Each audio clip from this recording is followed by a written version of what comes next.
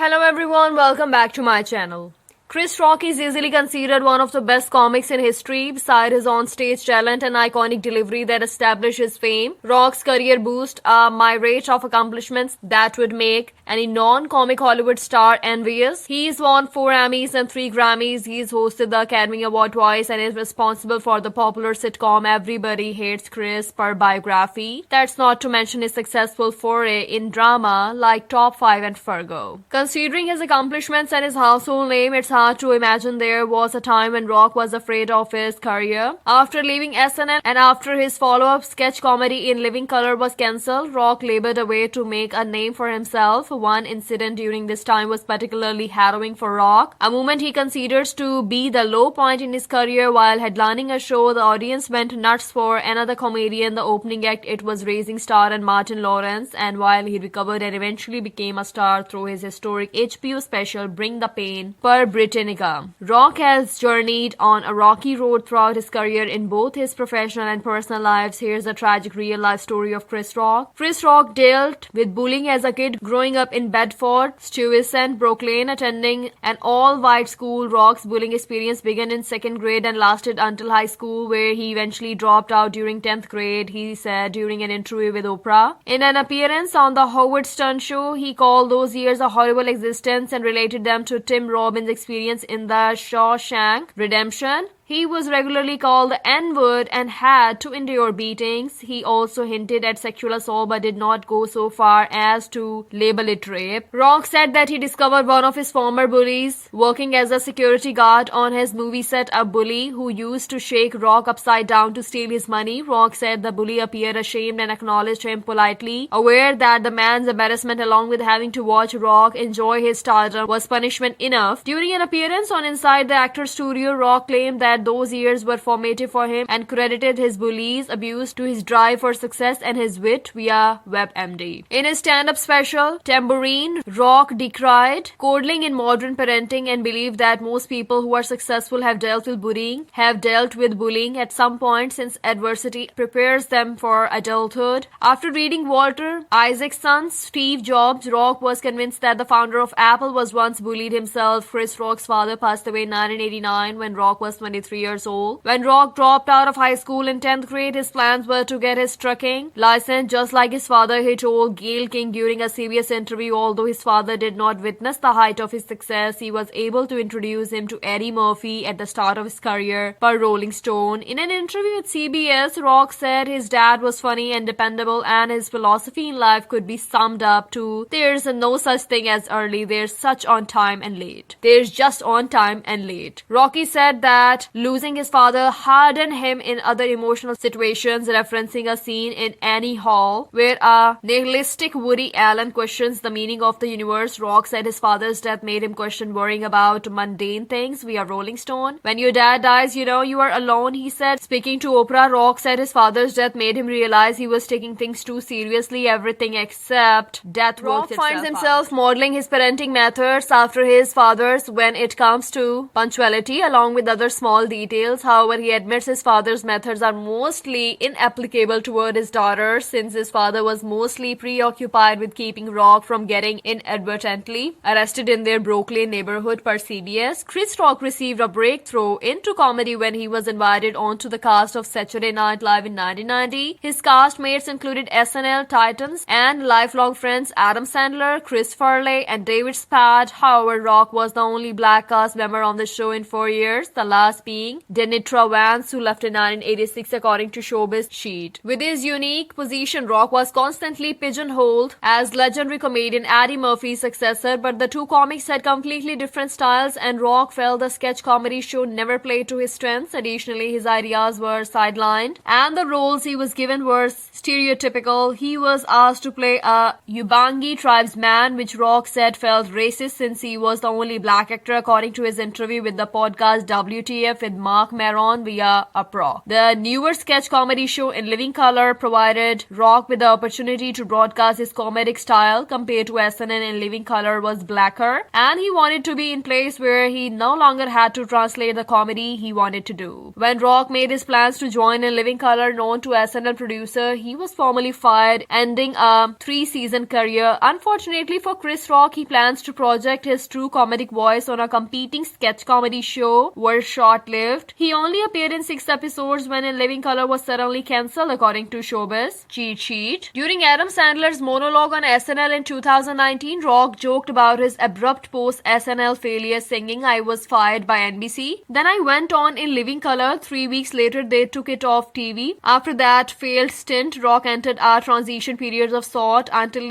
he would ultimately find stardom. He first wrote and starred in the comedy film CB4 in 1993 about Wannabe rappers. The film received lukewarm reviews from the New York Times, which alleges the film promises sharper satire than it actually delivers, and the Los Angeles Times, which accused CB4 of being formulaic. He then covered the 1996 presidential campaign for Comedy Central's Politically Incorrect per Britannica. In 1994, he made an HBO special called Big Ass Jokes. None of these made the sort of impact he was perhaps hoping for. Afterward, he went on to tour at small venues in order to bolster his career and hone his craft, leading to his big break, the HBO special Bring the Pain. Chris Rock knew the night he spent at Chris Farley's Chicago apartment would be their last time together in an explained this video for Esquire. Rock recalls leaving Farley's apartment after being given a tour and catching a glimpse of his friend from his window. He thought to himself, "That's probably the last time I'm going to see him." He said they tried to meet later, but due to Farley's addiction, those plans never came through. Farley died of a cocaine and morphine overdose on December 18, 1997. Rock and Farley, along with Adam Sandler and David Spade, were known as the bad boys of SNL, creating a legendary era for the historic sketch comedy show. The office they shared together was fondly nicknamed Friends for Life. All these castmates were present for Farley's Hollywood Walk of Fame ceremony in August 2005, where he was honored posthumously with a star, referencing Farley's tendency to use his physical size of comedic advantage. Rock said, "I think every fat comedian owes him $80 that's working today per today." Chris Rock filed for divorce in December 2014, ending his 18-year marriage to Malak Compton. Per US Weekly, their divorce took nearly 2 years to get finalized and included a custody battle for their 2 daughters. According to Rolling Stone, Rock admits that he was not a good husband. At times, he had extramarital affairs with 7 women, believing he was sectioned for bad behavior due to his health and fame. Rock said his now former wife wanted 52% of custody of their children, and he cried during the custody battle. However, he said that a divorce provided the opportunity to start over in his career, saying, "It's not a breakdown, but something in your life broke down." He later bought a house in New Jersey close to his ex-wife in order to be near his daughters. Shortly after, Rock started doing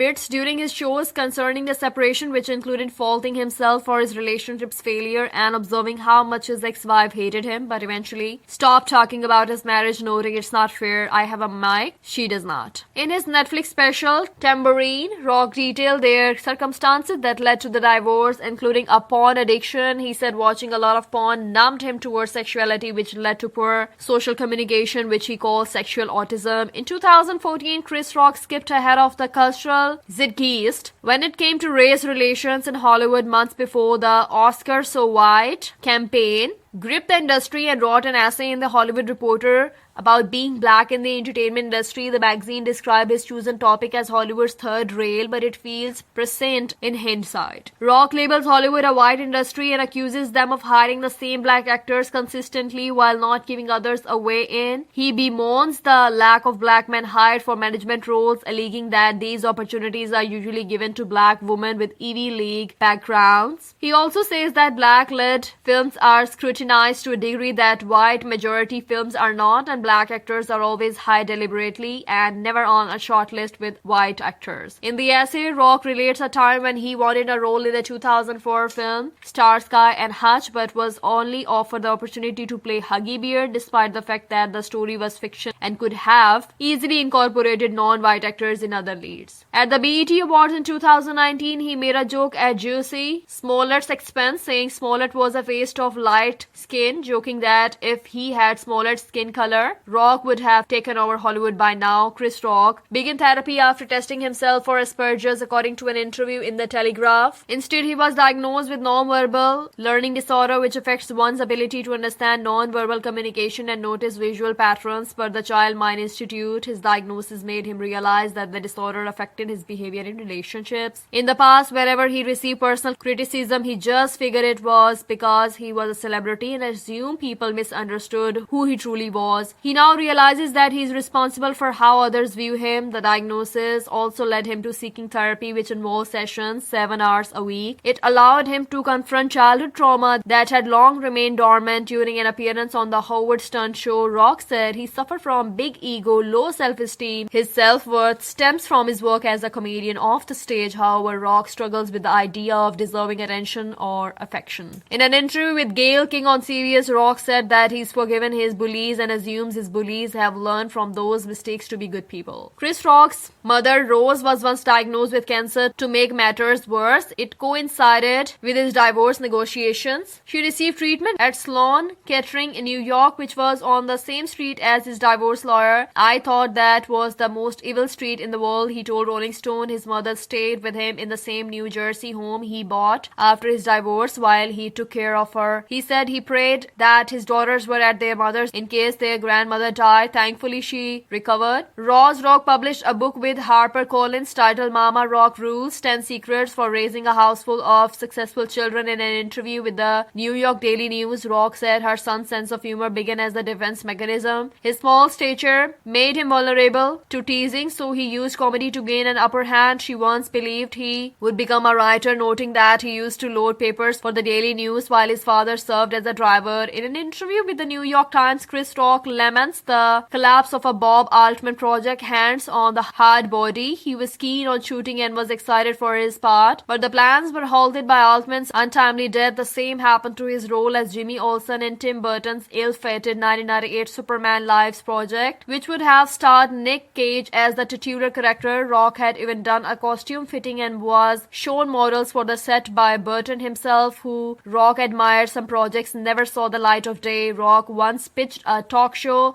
starring Wendy Williams to HBO, but it was Williams not. Went on to have her talk show on Fox, which lasted for 13 seasons per Deadline. Rock also made a cameo in Eric Andre's Bad Trip, in which he was involved in a prank scene. It was cut since. Rock's fame made him too noticeable by strangers and made the premises unsatisfying, per comic book. But since Rock was only available for a day, the missed opportunity mostly belonged to Andre, not Rock. Those fallen projects left Rock cautiously optimistic when it came to his role on the 4th season of Fargo after it was halted by the pandemic, he told the New York Times. Luckily for him, those plans came through. On September 19, 2021, Chris Rock alerted the world of his COVID-19 infection through his Twitter account, tweeting, "Hey guys, I just found out I have COVID. Trust me, you don't want this. Get vaccinated." Rock was immunized at the time as he received the vaccine in May 2021, according to CNN. When he was on the Tonight Show, he joked about using his fame to get a vaccine quickly, comparing himself to Billy Zane's character in Titanic. He noted that he received the Johnson & Johnson vaccination. During an appearance at New York City's Blue Note Jazz Club, Rock said that he may have contracted the illness while on the movie set and that his experience with it was difficult, per Page 6. In an interview with Gayle King in January 2021, Rock said he was enthusiastic to receive the vaccine. In reference to vaccine hesitancy among the black community, Rock compared taking the show to taking Tylenol. "I don't know what's in Tylenol. I just know my headache's gone." During Oscars night 2022, Chris Rock became the target of the slap heard around the world. The incident was shocking to a lot of viewers, but perhaps not to those few who were aware of long-standing tension between Rock and Will Smith and his wife Jada Pinkett Smith. Rock's jokes at Pinkett Smith's expense date back to 1997 when Rock had a talk show on HBO. He made fun of Pinkett Smith's speech at the Million Women March, garnering applause for his audience. Per the Daily, it seems as if Rock has a penchant for teasing Pinkett Smith about her activism. He made another joke about her when he hosted the 2016 Oscars. Pinkett Smith was boycotting the ceremony due to the Oscars so wide controversy. Rock made fun of her boycott, implying that Pinkett Smith had not been invited anyway.